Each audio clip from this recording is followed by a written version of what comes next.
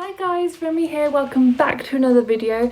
I'm so sorry I've been gone for so long. Basically, I've been finishing my degree, so that's why I've been really inactive, and also I've been waiting for some records to arrive so that I could show you in this video.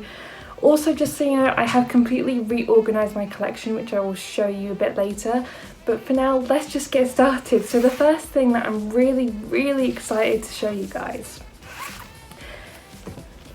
is the really rare Willow by Willow. I think it was a record store day release around late last year, which I had no clue even existed until I randomly searched it up on Discogs, because this is an album I've wanted on vinyl for ages, and I can't believe that I didn't realise that it got pressed. So around February this year I found it on Discogs. It wasn't available on Discogs at the time, but I tried to find it around completely different websites.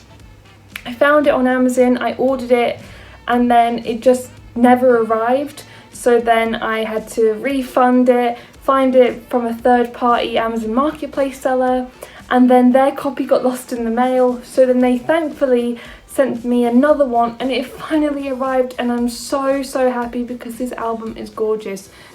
To be honest, I don't even know if it's classified as an album or an EP because it's roughly like under half an hour. It's like a very short album. However, it is absolutely gorgeous. It puts you in such a relaxing mood. It's very chill. You feel like you're floating when you're listening to it. My favourite track is Female Energy Part 2, which if you follow me on my Instagram at Records with Rem, I did post about this album and I did include a video clip of it playing Female Energy Part 2. The acoustic guitar is just so gentle but kind of echoey, and her voice is just so powerful. Like, don't get me wrong, I loved Willow Smith since Whip My Hair, but this is just completely on a whole other level. Other songs I really like are Time Machine. It's just like the whole album's just got a really nice chill vibe. So like for me, I love to put this on like just before I go to bed and just relax in my room, and it's dark and it's just kind of like wholesome, kind of cozy vibes, you know? With also like space, and like it's kind of like space-like, fairy-like, just kind of perfect, you know. Another song I love is the final track, Overthinking It. It's just, again, Willow's vocals, I know she's starting to go into like kind of a rock kind of style, and her voice is perfect for it. The way she can belt is amazing, but then the way she can sound so gentle is just incredible. If you haven't listened to a lot of Willow Smith, I really recommend it, especially this album. It's just Willow, self-titled, and it's amazing. Like a Bird is also really lovely. Honestly, the whole album is absolutely fantastic, and the colour of the album is so pretty as well. It's this gorgeous purple, and I am going to get a better sleeve for it when I can, but look at it, it's just so pretty. Oh, honestly, I'm so happy I have this because I never thought it would be pressed on vinyl, and then it did, and I thought I'd miss my chance and that it would never arrive, and it's here, and I'm over the moon. Like, look at it, it's just gorgeous. Truly beautiful. And it's nothing like any of the other albums I have, so it's really special. The remaining records are all David Bowie. So I thought I'd start off with this really awesome edition, because basically on my record account at Records with Rem, I follow a user called Tip Top Vinyl, and we talked a little bit about Bowie, and then he decided that he was going to stop collecting and give some of his records away, and he asked me if I wanted his copy of Bowie Glastonbury 2000, and I thought, oh my god, like, as long as you're 100% sure, then of course. So he sent it to me for free, and would you look at this, it is his entire Glastonbury set.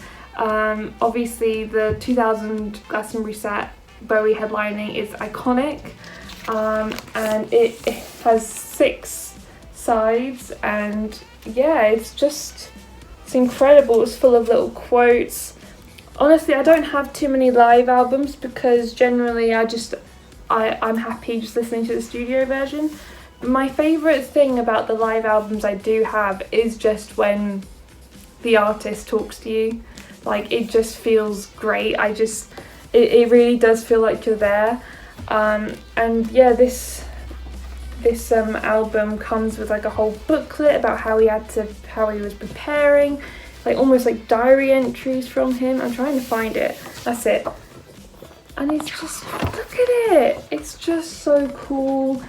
He was like excited to play some songs he hadn't played for a long time, but also like he didn't want to play songs that he'd gotten sick of. And it's just such an interesting, like, look at it. And also there's like a retrospective article since after the set and also after his death, just talking about how we took this man for granted and just how this set is absolutely phenomenal. I love the live version of Stay on here. It just felt so alive and amazing. There were some other tracks I really liked, but I just can't remember them from the top of my head, so I'll just list them on here. But honestly, it was awesome. Plus, Tip Top Vinyl did send me a little note saying, I hope you enjoy. This album's absolutely fantastic. So once again, thank you very much for giving this to me. I really, really appreciate it. This album is just fantastic. So thank you. And I think it's probably a must-have for every Bowie fan or every like Glastonbury fan. So yeah, this is amazing. So the other Bowie album I got was a second-hand copy of Tonight, his album from 1984. I got this from the record shop World of Echo, which is around Columbia Market, which is around Shoreditch area. I've never been there before, but my brother took me there and he graciously got this for me, so thank you very much to my brother. To be honest, this album has never been one that I've focused on a lot, just because I prefer a lot of his other albums. Plus I know a lot of people aren't big fans of his 80s stuff. I listened to this album again and honestly I enjoyed it a lot more. I think Loving the Alien and Neighborhood Threat are the best tracks. The other ones I struggled to remember as much. I know Blue Jean was like the big single from this album. I don't particularly like Blue Jean too much, but I do think Loving the Alien is like a really cool, darker kind of vibe. And then Neighborhood Threat just sounds so cool and I love singing along and dancing to it. But yeah, I haven't listened to this album all too much because I have been really, really busy. Plus, I noticed that the cantilever on my stylus was bent, so then I had to go through a whole palaver of trying to get a new one because Amazon wasn't selling the right one, and it was really expensive, and then manufacturers from different websites couldn't get a hold of it, so I eventually found one on eBay and so far it works fine. I'm just a bit nervous about using it because I've never had to replace a needle before and now I'm just scared it's going to get bent again, but yeah, so I haven't played it a lot, but I will play it soon. Another thing I'll mention about my record player is obviously I was gone for 4 months because it was lockdown and I was at my parents' house. And obviously with my tone arm just being in the down position for like 4 months straight, now when I play my record it doesn't like slowly descend onto the record, it kind of falls quite quickly, which worries me because number one, that could ruin the record, and number two, that could damage the cantilever and cause it to bend again. So I've had to be really, really careful. What I've started to do is I've started to secure and leave my tone arm in the up position just to see if it helps the descent a bit quicker, because I don't really know what to do to fix that. So at the moment I'm just being really, really careful when it comes to playing records on there. But hopefully it's not going to be anything too big and I can just go back to just enjoying listening to records. But anyway, moving on, I grabbed myself 2 Bowie picture disc singles. The first one I got was Alabama Song.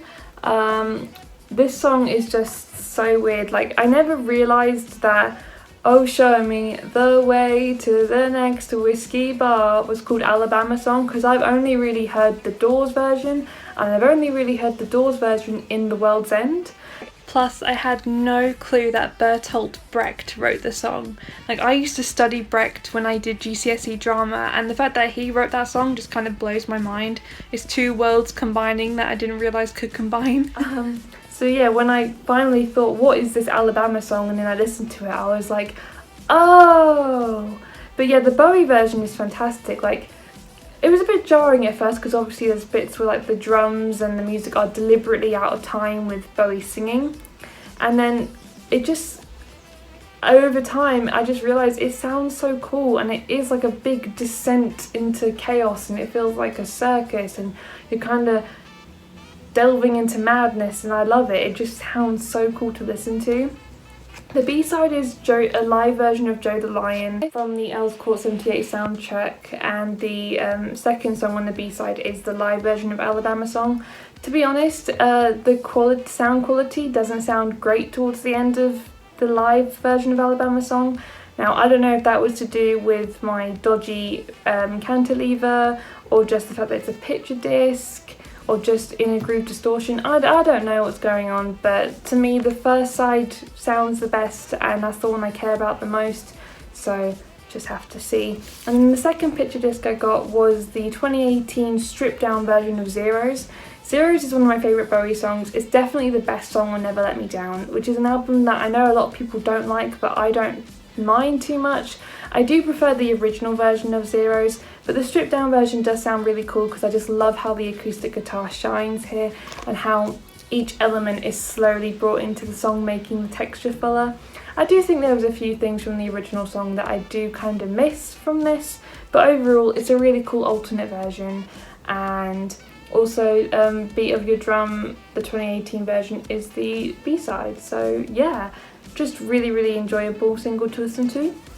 And that's it really. Those are all the records I've gotten. To be honest, the next record I'm waiting to get is the Urban Outfitters exclusive of Take Me Home by One Direction, which is an album they've not officially announced yet, but some people have accidentally been receiving it when they've ordered other albums. So I know that when that is officially released, it's going to be chaos, but I'm going to try my damned hardest to get that album because it's my favourite One Direction album and I need it. But yeah, I've just really been enjoying being back with my records and reorganising my record collection, which is what I'm going to show you now. Originally my collection was like in a loose genre organisation, but I've decided to make it easier and just do alphabetical. So obviously if it's a group or a stage name, for example Beatles will be in B, Childish Gambino will be in C, Lady Gaga will be L, but if it's a surname then David Bowie will be in B, Dua Lipa will be in L, Elton John will be in J. So it's kind of like that. So starting off we had the Beatles because I don't have any artists beginning with A as an album. And so Beatles, and it's like Blow Monkeys, then we go into David Bowie, and then we've got like Glenn Campbell, Chic, Childish Gambino, Coldplay. Section we've got the 7 inches, which are just in chronological order, and then we've just got my few 10-inch singles, just because I thought if I lobbed them in with the 12 inches it would look a bit weird, so I've just put them together. But continuing the alphabetical order, we've still got Coldplay before moving on to Cream and Doja Cat, then Fall Out Boy, Glass Animals, Ellie Goulding, Half Alive, and then some Halsey, then a lot of George Harrison, then we move on to like Michael Jackson, Elton John, Jonas Brothers, before heading into Keane, and Led Zeppelin, and John Lennon, and Dua Lipa, and then we move on to Paul McCartney and Wings, before heading to the Monkees, before going into One Direction, Panic at the Disco, Pink Floyd, Psychic TV, Ringo, Snow Patrol, Harry Styles, Donna Summer, Tame Impala, Justin Timberlake, Travelling Wilburys, and then we've got various artists, so we've got stuff like Riverdale, Camp Rock, Guardians of the Galaxy, Saturday Night Fever, 80s albums, Trey Chic, and then back to The Weeknd, Wild Cherry, Willow, and then finishing on Calm by 5 Seconds of Summer. I didn't list everyone, but I listed the majority of the artists I've got. But yeah, this is becoming very full, but I doubt that it will be at its full capacity before I move out of here. So yes, I've completely reorganised my collection, I've gotten a few more records, and I'm really happy about being back with my entire collection and my record player.